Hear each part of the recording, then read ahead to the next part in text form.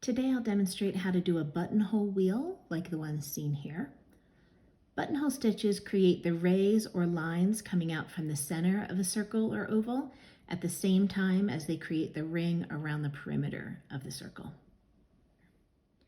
At first you might find it helpful to draw guidelines like this to evenly space your rays, but over time it gets easier to just evenly divide the shape by eye as you stitch. It's really helpful before you start to make a hole in that center with a bigger needle than the one that you're using, just to help release some of the tension because we'll be putting a number of strands through that center. So buttonhole always starts by bringing up your needle at the perimeter of your circle and then going back down through the center, but don't pull your thread all the way taut because your next stitch wants to come up inside the loop of your thread where you want your first ray to be. So again, I'm coming up at the perimeter. So you can see that what that forms is an L-shaped stitch. It stitches a segment of the perimeter and one ray towards the center. So since we already just came up at the perimeter, we're going to go down again at the center.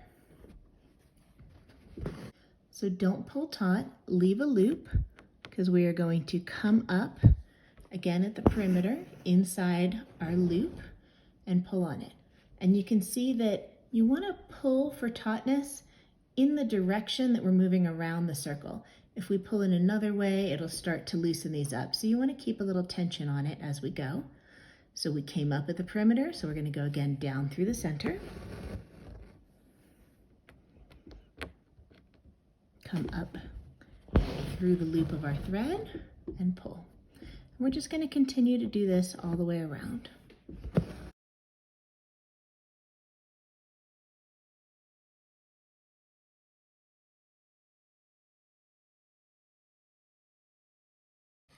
I usually find it easiest to do buttonhole if I'm holding my hoop in my hand and I turn the hoop as I go, but today I've got the hoop fixed to make it easier to see on video.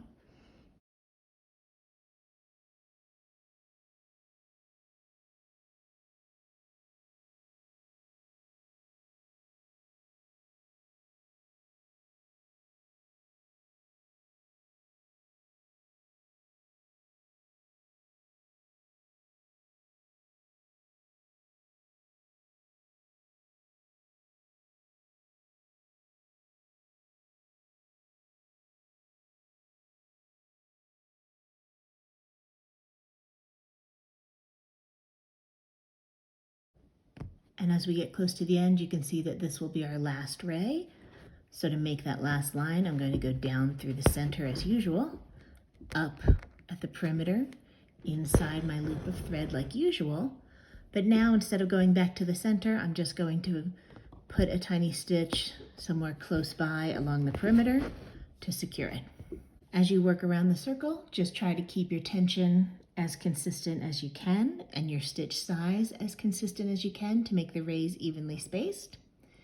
And that's it for Buttonhole Wheel. Thanks for watching.